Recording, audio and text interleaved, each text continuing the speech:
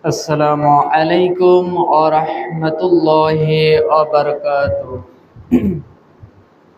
আলহামদুলিল্লাহ আলহামদুলিল্লাহ নাহমাদুহু ওয়া নাস্তাঈনুহু ওয়া নাস্তাগফিরুহু ওয়া নাউযু বিল্লাহি মিন শুরুরি আনফুসিনা ওয়া মিন সাইয়্যাতি আ'মালিনা। من يهده الله فلا مضل له ومن يضلله فلا هادي له ونشهد أن لا إله إلا الله وحده لا شريك له ونشهد أن محمدا عبده ورسوله الذي أرسله بالحق بشيرا ونذيرا وداعيا إلى الله بإذنه وسراجا منيرا فقد قال الله تعالى في كلامه المجيد وفي فرقانه الحميد. أعوذ بالله من الشيطان الرجيم. بسم الله الرحمن الرحيم. ألف لام ميم.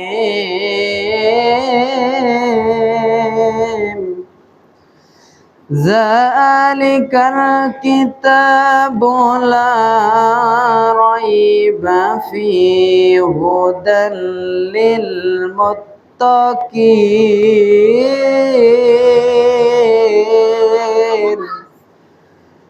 الذين يؤمنون بالغيب ويقيمون الصلاة ومما رزقناهم ينفقون والذين يؤمنون بما أنزل إليك وما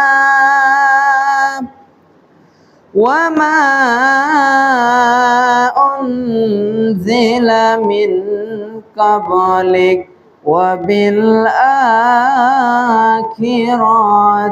هم يوقنون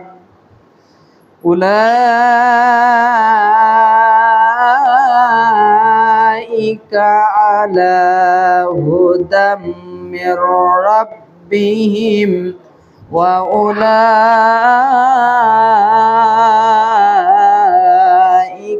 هم المفلحون.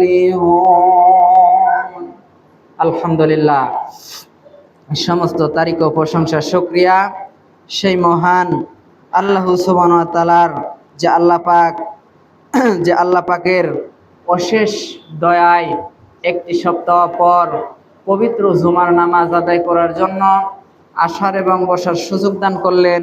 সেই মহান আল্লাহ সুবহানাহু ওয়া তাআলার প্রতি শুকরিয়া আদায় করে সবাই বলি আলহামদুলিল্লাহ। আরো লাখো কোটি দুরূদ ও সালাম বর্ষিত হোক সাইয়্যিদুল মুরসালিন বিশ্বনবী জনাবে মুহাম্মদুর রাসূলুল্লাহ, সবাই বলি সাল্লাল্লাহু আলাইহি ওয়াসাল্লাম। সম্মানিত উপস্থিত, আমি পবিত্র কোরআনুল কারীমের সর্ববৃহৎ বড় সূরা আল বাকারার 1 থেকে 5টি আয়াতে কারিমা তেলাওয়াত করেছি। এর থেকে সংক্ষিপ্ত কিছু আলোচনা রেখে আজকের খুতবাকে শেষ করব ইনশাআল্লাহ। আল্লাহ সুবহানাহু ওয়া তাআলা সূরা আল বাকারা কোরআনুল কারীমের সর্ববৃহৎ একটি বড় সূরা অবতীর্ণ হয় মদিনায়। আল্লাহ সুবহানাহু ওয়া তাআলা মুত্তাকিনদের গুণাবলী সম্পর্কে অনেকগুলো আলোচনা রেখেছেন। সরল অনুবাদ আল্লাহ সুবহানাহু ওয়া তাআলা বলতেছেন, আলিফ লাম মিম। দ্বিতীয় নাম্বার আয়াতে বলতেছেন এটা সেই কিতাব যাতে কোনো সন্দেহ নাই পথ প্রদর্শনকারী পরহেজগারীদের জন্য। সবাই বলি সুবহানাল্লাহ। যারা অদেখা বিষয়ের ওপর বিশ্বাস স্থাপন করে এবং নামাজ প্রতিষ্ঠা করে, আর আমি তাদেরকে যে রুজি দান করেছি তা থেকে তারা ব্যয় করে। চতুর্থ নম্বর আয়াতে কারিমা আল্লাহ সুবহানাহু ওয়া তাআলা বলতেছেন এবং যারা বিশ্বাস স্থাপন করেছে সেই সব বিষয়ের ওপর যা কিছু তোমার প্রতি অবতীর্ণ হয়েছে এবং সেই সব বিষয়ের ওপর যা তোমার পরবর্তীদের প্রতি অবতীর্ণ হয়েছে, আর আখিরাতকে যারা নিশ্চিত বলে বিশ্বাস করে। সর্বশেষ 5 নম্বর আয়াতে আল্লাহ পাক বলতেছেন তারাই নিজেদের পালনকর্তার পক্ষ থেকে সুপথ প্রাপ্ত, আর তারাই হচ্ছে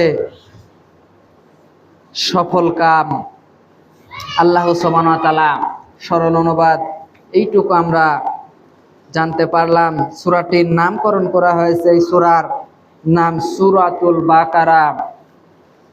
এবার আসুন বাকারা শব্দের অর্থ জানতে গেলে দেখা যায় বাকারা শব্দের অর্থ দাঁড়ায় গাভী বা গরু। আল্লাহ পাক মানুষকে না দিয়ে একটি পশুর নামে সূরা কেন দিলেন? একটি পশুর নামে আল্লাহ সুবহানাহু ওয়া তাআলা সূরা দিলেন, এর পিছনেও অনেক কাহিনী রয়েছে। প্রিয় বন্ধুগণ, আমার এই সূরার অষ্টম রুকু হতে 67 এবং 71 নং আয়াত পর্যন্ত আল্লাহ পাক বনি ইসরাইলদের প্রতি গরু জবাই বা কোরবানির হুকুম দিতে গিয়ে বাকারা শব্দে উল্লেখ করেছে। বিধায় এই সূরার নাম প্রথমত সূরাতুল বাকারা রাখা হয়েছে। এখানে শুধু গাভী নিয়ে আলোচনা করেননি আল্লাহ পাক, কোরআনের প্রতিটি সূরাতেই এত বেশি বিষয় সম্পর্কে আলোচনা করা হয়েছে যে বিষয়বস্তুর দিক থেকে কোন সূরার নামকরণ করা কঠিন ব্যাপার।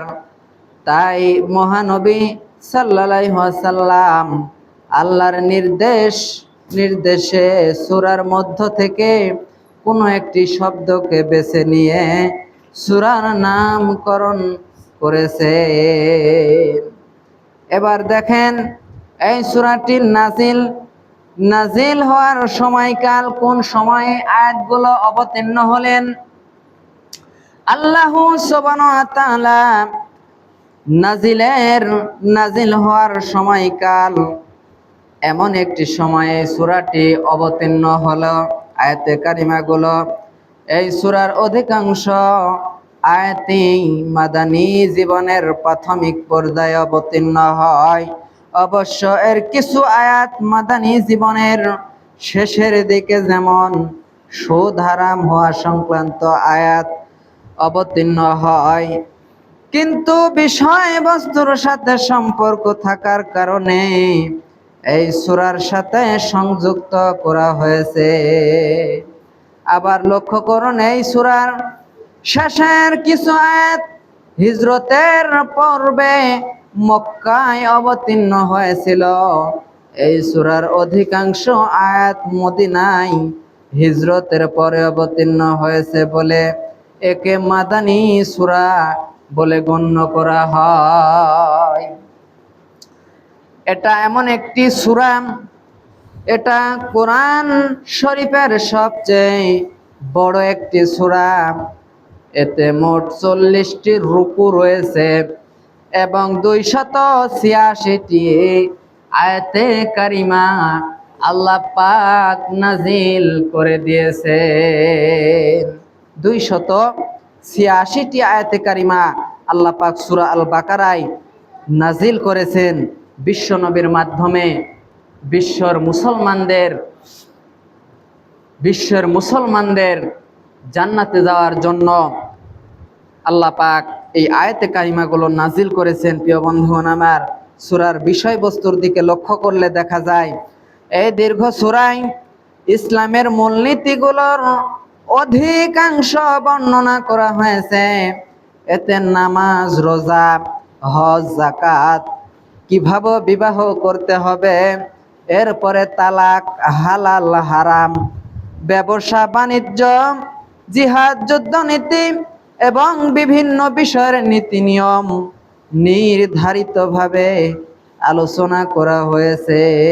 অর্থাৎ সকল কিছু এই সূরাটির ভিতরে আল্লাহ পাক নাজিল করে দিয়েছেন। এরপরে দেখা যায় আল্লাহ সুবহানাহু ওয়া তাআলা এই সূরার সকল কিছু যেই রকম আমাদের জন্য কিভাবে বিবাহ করতে হবে, কিভাবে হালাল জিনিস চিনবে, এরপরে কিভাবে হারাম থেকে বিরত থাকবে, কিভাবে হজ করতে হবে, কিভাবে ব্যবসা বাণিজ্য, জিহাদ, যুদ্ধনীতি, অর্থনীতি, সকল নিয়ম নীতি আল্লাহ পাক এই সূরার ভেতরে দিয়েছেন। এবং প্রিয় বন্ধুগণ আমার, মুত্তাকিনদের বৈশিষ্ট্য, মুনাফিকদের পরিচয়, আদম আলাইহিস সালাম ও হাওয়া আলাইহিস সালামের সৃষ্টির ইতিহাস, বনি ইসরাইলের প্রতি আল্লাহর নিয়ামত এবং তাদের নাফরমানির কথাও এই সূরাতে বর্ণনা করা হয়েছে। তাছাড়া কিবলা পরিবর্তনের নির্দেশ এবং দুনিয়া ও আখিরাতের কল্যাণ কামনার জন্য আল্লাহ পাক তার বান্দাদের এক হৃদয়গ্রাহী মোনাজাত শিখিয়ে দিয়েছেন এই সূরার ভিতরে। পটভূমির দিকে লক্ষ্য করলে দেখা যায় মাক্কি সূরাগুলোতে আল্লাহ পাক সাধারণত কাফের ও মুসলমানদেরকে রক্ষা করে বিভিন্ন সূরা ও আয়াত নাজিল করেন। কেননা মক্কার দুইটি দল ছিল। মুসলমানেরা মুহাম্মদ সাল্লাল্লাহু আলাইহি ওয়াসাল্লামকে আল্লাহর রাসূল এবং কোরআনকে আল্লাহর কিতাব হিসেবে মানত, কিন্তু কাফেররা রাসূল সাল্লাল্লাহু আলাইহি ওয়াসাল্লামের বিরোধিতা করত এবং আল্লাহ ও কোরআনকে অস্বীকার করত। এই জন্য দুইটি দলকে কেন্দ্র করেই আল্লাহ সুবহানাহু ওয়া তাআলা এই আয়াতে কারিমাগুলো নাজিল করেছেন। আল্লাহ সুবহানাহু ওয়া তাআলা বিশ্বনবীর কাছে এই আয়াতে কারিমাগুলো পাঠিয়েছেন। কিন্তু মদিনায় হিজরতের পর আরো দুইটি দল যোগ হয়, ইহুদি ও মুনাফিক। ইহুদিরা আহলে কিতাব হওয়ার কারণে তারা নবী রাসূল, বেহেশত, দোজখ, কিয়ামত, আখিরাত ও আসমানি কিতাব ইহুদি সম্পর্কে জানত এবং বিশ্বাস করত। কিন্তু ইহুদিরা সকল কিছু জানার পরও রাসূলের বিরোধিতা করত। তাহলে প্রথমত দল ছিল দুইটি, এরপরে আরো দুইটি দল যোগ হলো। একটি হলো ইহুদি আর একটি হলো মুনাফিক। প্রিয় বন্ধুগণ আমার, আর মুনাফিকেরা মুসলিম সমাজের সুযোগ সুবিধা পাবার লোভে মুখে মুখে নিজেকে মুসলমান হিসেবে পরিচয় দিয়েও অন্তরে শত্রুতা পোষণ করত। এমনকি মুহাম্মদ সাল্লাল্লাহু আলাইহি ওয়াসাল্লামকে কিভাবে ধ্বংস করা যায়, তার দলকে কিভাবে ভেঙে দেওয়া যায়, সেটা চেষ্টা করত এই মুনাফিকেরা। মুনাফিকের সর্দার ছিল আব্দুল্লাহ বিন উবাই। প্রিয় বন্ধুগণ আমার, আলোচ্য সূরাটি মদিনায় অবতীর্ণ হবার কারণে উপরোক্ত চার শ্রেণীর লোকদের সম্পর্কে আজকের আলোচনা।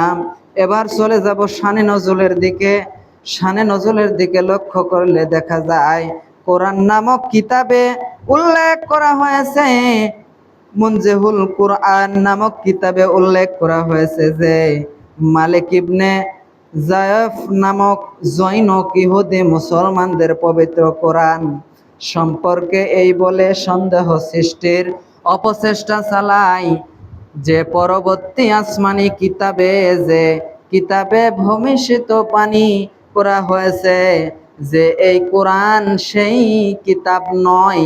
আল্লাহ পাক তার এই ষড়যন্ত্রকে শেষ করার জন্যই এই আয়াতগুলো নাজিল করেছেন।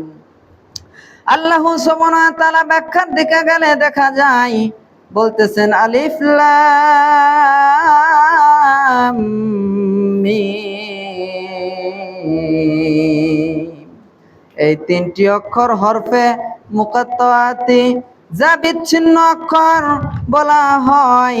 পবিত্র কোরআন মাজিদে মোট 29টি সূরার শুরুতেই আল্লাহ পাক আলিফ লাম মিম এই ধরনের বিচ্ছিন্ন অক্ষর ব্যবহার করেছেন। একটি মুহকামাত স্পষ্ট বা প্রকাশ অর্থাৎ বিশিষ্ট এবং অপরটি হলো মুতাসাব্বিহাত অস্পষ্ট বা অপ্রকাশিত। প্রিয় বন্ধুগণ আমার, অত্র আয়াতের অক্ষরগুলো মুতাসাব্বিহাত, এর অর্থ একমাত্র আল্লাহ রাব্বুল আলামিন ভালো জানেন। আল্লাহ সুবহানাহু ওয়া তাআলা সূরা আল ইমরানের 7 নম্বর আয়াতে কারিমে বলতেছেন ওয়াল্লাযীনা, আল্লাহ পাক বলতেছেন হুয়াল্লাযী আনজালা আলাইকাল কিতাবা মিনহু আয়াতুম মুহকামাত। আল্লাহ বলতেছেন হে নবী, তিনি আল্লাহ আপনার প্রতি কিতাব নাজিল করেছেন, তাতে কিছু আয়াত আছে মুহকামাত সুস্পষ্ট, সেইগুলি কিতাবের আসল অংশ, আর অন্যগুলো মুতাসাব্বিহাত অস্পষ্ট। ফলে যাদের অন্তরে কুটিলতা আছে তারাই মুতাসাব্বিহাত বা অস্পষ্ট আয়াতের অনুসরণ করেন এবং ফিতনা সমাজে সৃষ্টি করে অপব্যাখ্যার জন্য, অথচ সেগুলোর অর্থ একমাত্র আমাদের রব আল্লাহ রাব্বুল আলামিন ছাড়া আর আসমান এবং জমিনের নিচে আর কেউ জানেন না। যারা জ্ঞানী তারা বলে আমরা এর প্রতি ঈমান এনেছি, এসবই আল্লাহর পক্ষ থেকে অবতীর্ণ হয়েছে। এক শ্রেণীর লোক দাবি করে থাকে কোরআন মোট 40 পারা, 30 পারা প্রকাশ্য, 10 পারা গোপনীয়। নাউজুবিল্লাহ, আল্লাহ সুবহানাহু ওয়া তাআলার বিধানকে এরা অস্বীকার করে। আল্লাহ পাক 2 নম্বর আয়াতে বলতেছেন যালিকাল কিতাবু লা রাইবা ফীহি, এটি এমন একটি কিতাব যার মধ্যে সন্দেহ সঞ্চয়ের কোনো অবকাশ নেই, কোনো সুযোগ নেই।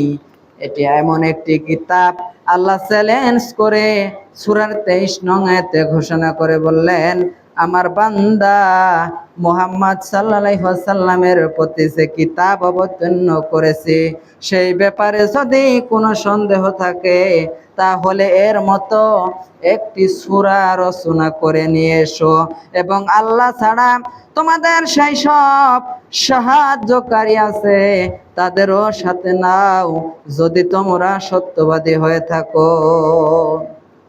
হুদা শব্দের অর্থ হলো পথ প্রদর্শক, মুত্তাকিন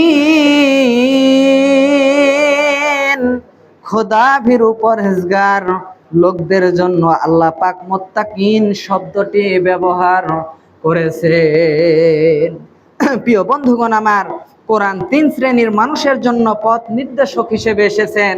সর্বপ্রথম পৃথিবীর হুদাল্লিন নাস, পৃথিবীর সমস্ত মানুষদের জন্য আল্লাহ পাক এই কোরআনকে পথ নির্দেশক হিসেবে পাঠিয়েছেন। সবাই বলি সুবহানাল্লাহ।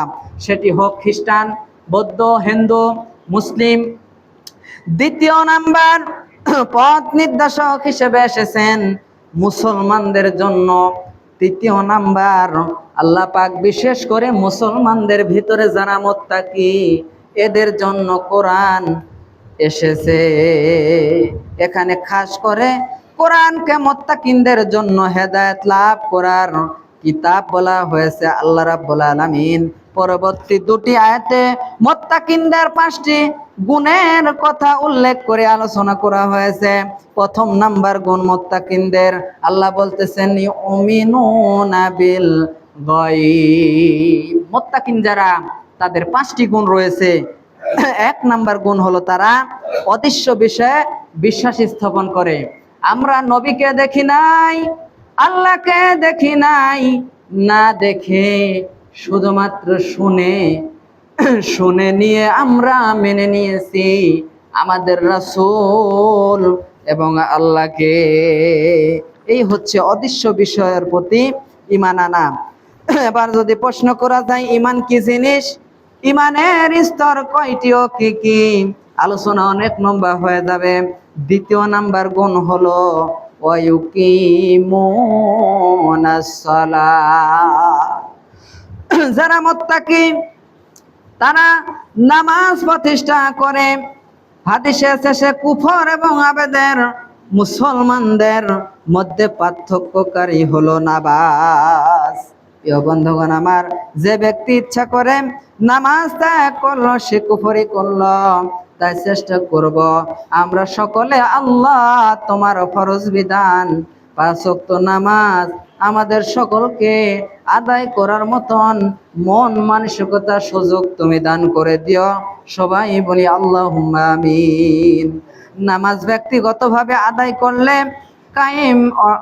কায়েম বোঝায় না, বরং সবাই মিলে জামাতের সাথে আদায় করলেই তবে নামাজ কায়েম বোঝায়।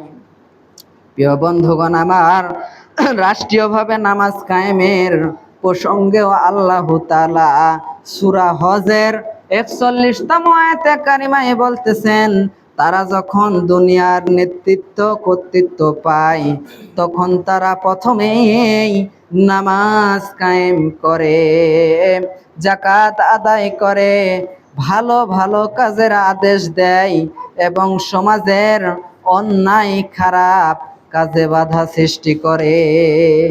প্রিয় বন্ধুগণ আমার, এরপর আরেকটি হাদিসে এসেছে, তোমাদের ছেলে মেয়েরা যখন 7 বছর বয়সে পড়ে তখন তাদেরকে নামাজের জন্য হুকুম দাও, আর যখন তোমাদের ছেলে মেয়েদের বয়স 10 বছরে উপনীত হয় তখন তাদেরকে নামাজ না পড়লে মারো এবং প্রয়োজনে আলাদা করে দাও। প্রিয় বন্ধুগণ আমার, এতভাবে কঠোরভাবে এই হাদিসগুলো এসেছে। জামাতের সাথে নামাজ আদায় সম্পর্কে আল্লাহর হাবিব বিশ্বনবী মুহাম্মদুর রাসূলুল্লাহ সাল্লাল্লাহু আলাইহি ওয়াসাল্লাম বলতেছেন, যারা জামাতে নামাজ পড়তে আসে না তাদের বাড়িতে যদি ছোট শিশুরা আর নারীরা না থাকতো তাহলে আমি রাসূল হুকুম দিতাম তাদের বাড়ি আগুন দিয়ে জ্বালিয়ে দেওয়ার জন্য। প্রিয় বন্ধুগণ আমার, রাসূল সাল্লাল্লাহু আলাইহি ওয়াসাল্লাম বলতেছেন, যে ব্যক্তি আযান শুনে ওযুর ছাড়া মসজিদে না গিয়ে একাকী নামাজ আদায় করলো তার নামাজ কবুল হলো না। প্রিয় বন্ধুগণ আমার, নামাজ সম্পর্কে আরো অনেক আলোচনা রয়েছিল। সুতরাং মুত্তাকিনদের বৈশিষ্ট্য হবে ব্যক্তি, সমাজ এবং রাষ্ট্রীয় জীবনে নামাজ কায়েম বা প্রতিষ্ঠা করা, আর তখনই তারা কোরআন থেকে হেদায়াত পাবে। দ্বিতীয় নাম্বার গুণ হলো নামাজ প্রতিষ্ঠা করা, নামাজ আদায় করা। প্রিয় বন্ধুগণ আমার, তৃতীয় নাম্বার গুণ হলো আল্লাহর পথে অর্থ ব্যয় করা। ওয়া মিম্মা রাযাকনাহুম ইউনফিকুন। আল্লাহ সুবহানাহু ওয়া তাআলা বলতেছেন, তাদেরকে যে রুজি দেওয়া হয়েছে তা থেকে তারা ব্যয় করে ব্যয় করতে থাকে। ইনসাফ তথা দান করা বলতে যাকাত ও সাদাকা উভয়কেই বোঝানো হয়। যাকাত ফরজ হওয়ার আগে সাদাকার বিধান চালু হয়েছিল। অর্থাৎ প্রিয় বন্ধুগণ আমার, এখন সিজনালি মৌসুম, যাদের পিএজ হয়েছে 20 মনে 1 মন, পশুর বলেন জাকাত বলেন, কষ্টের ফসল দিয়ে ফসলকে পবিত্র করতে হবে এবং ধন সম্পদ বৃদ্ধির একটি সুন্দর মাধ্যম। আপনার 100 মন যদি পেঁয়াজ হয়ে থাকে, 5টা মন পেঁয়াজ আপনার আল্লাহর রহে, আল্লাহকে ভালোবেসে জাকাতের যে বিধান রয়েছে 8টি খাত, এর মধ্যে 3টি খাত রহিত অর্থাৎ বন্ধ হয়ে গিয়েছে, 5টি, এবং মসজিদ মাদ্রাসা কিছু দান করলেন মসজিদে, এবং মাদ্রাসাতে জাকাতের কিছু দিলেন, আত্মীয় স্বজন, গরিব মিসকিন, মুসাফির, এইভাবে জাকাতের এই মালগুলো সিজনালি মৌসুম পেঁয়াজ এগুলো দিয়ে থাকবেন। আপনার সম্পদ পবিত্র হবে এবং আল্লাহ পাক সম্পদে অর্থে বরকত অর্থাৎ বারাকা দান করবেন, তাহলে পবিত্র হওয়া যাবে প্রিয় বন্ধুগণ আমার। তাই এই দানের বিষয়ে আল্লাহ পাক যে রুজি আমাদেরকে দিয়েছেন, টাকা বলেন, অর্থ সম্পদ, এই রুজি থেকে আবার আমাদেরকেই ব্যয় করতে হবে। শুধুমাত্র মানুষ যেইভাবে কামাই করে, একটি ছোট কৃষক থেকেও যদি শুরু করেন, যেইভাবে ইনকাম হয়, যদি টাকা খরচ না করত, তাহলে মানুষের টাকা বস্তা বস্তা লোড হয়ে যেত, যদি মানুষ খরচ না করত। তাই আমাদের আল্লাহর পথে ব্যয় করতে হবে আল্লাহর দেওয়া রুজি। 4র্থ নাম্বার গুণ হলো ওয়াল্লাযীনা ইউমিনুনা বিমা উনজিলা ইলাইকা ওয়া মা উনজিলা মিন ক্বাবলিক। আল্লাহ পাক বলতেছেন 4র্থ নাম্বার গুণ হলো মুত্তাকিনদের, যারা আপনার উপর এবং আপনার আগের নবীদের উপর নাজিলকৃত ওহীর উপর ঈমান রাখে। এক্ষেত্রে আগের কিতাবগুলোর কোনো হুকুম আমরা মানতে পারবো না, কিন্তু বিশ্বাস রাখতে হবে। 5ম নাম্বার গুণ হলো ওয়াবিল আখিরাতি হুম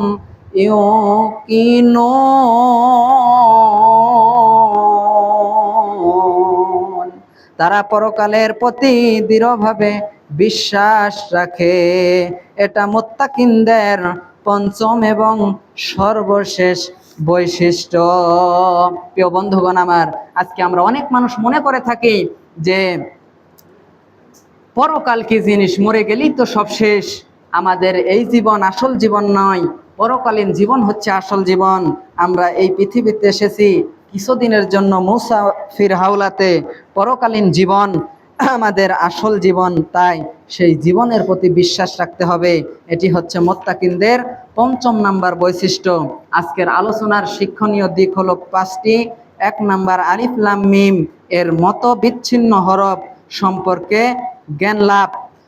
2য় নাম্বার গায়েবের প্রতি বিনা প্রশ্নে বিশ্বাস রাখা, বিশ্বাস স্থাপন করা। 3 নাম্বার শিক্ষণীয় দিক হলো পরিবার, সমাজ এবং রাষ্ট্রের সকল মুসলমান নারী পুরুষকে নামাজ পড়ার মাধ্যমে নামাজ প্রতিষ্ঠা করতে হবে। 4র্থ নাম্বার শিক্ষণীয় বিষয় হলো আল্লাহ আমাদের যে রুজি দিয়েছেন তা থেকে সাধ্যমতো খরচ করতে হবে। 5ম নাম্বার শিক্ষণীয় বিষয় হলো আখিরাতের সফলতায় আমাদের প্রকৃত সফলতা এবং স্থায়ী জীবন। আজকের আলোচনার শিক্ষণীয় বিষয়গুলো এগুলোই। আল্লাহ সুবহানাহু ওয়া তাআলা আমাদের সবাইকে যাতে মুত্তাকি, পরহেজগার, সলেহীন বান্দা বান্দি হিসেবে কবুল করে নেয় এবং আমাদের ফরজ যে বিধান 5 ওয়াক্ত সালাত আমরা যাতে আদায় করতে পারি, সে আশা কামনা করে আজকের খুতবা এখানে শেষ করব। আল্লাহ সুবহানাহু ওয়া তাআলা আমাদের সকলকে যেন মুসলমান হিসেবে কবুল করে নেয়। সবাই বলি আল্লাহুম্মা আমিন। বারাকাল্লাহু আলানাকুম ফিল কুরআনিল আযীম ফা ইন্নাহু তাআলা যাদুন কারীম মালিকুম বাররাফুর রহিম। الحمد لله نحمده ونصلي على رسوله الكريم أما بعد فإن خير الحديث كتاب الله وخير الهدي هدي محمد وشر الأمور محدثاتها وكل بدعة ضلالة في النار أعوذ بالله من الشيطان الرجيم بسم الله الرحمن الرحيم إن الله وملائكته يصلون على النبي يا أيها الذين آمنوا صلوا عليه وسلموا تسليما اللهم صل على محمد وعلى آل محمد كما صليت على إبراهيم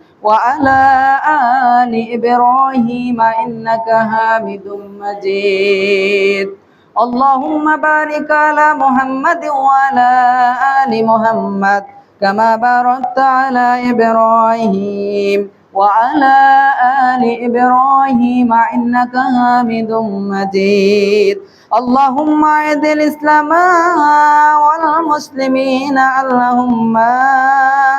اللهم أهلك والكفار والمشركين واليهود والنصارى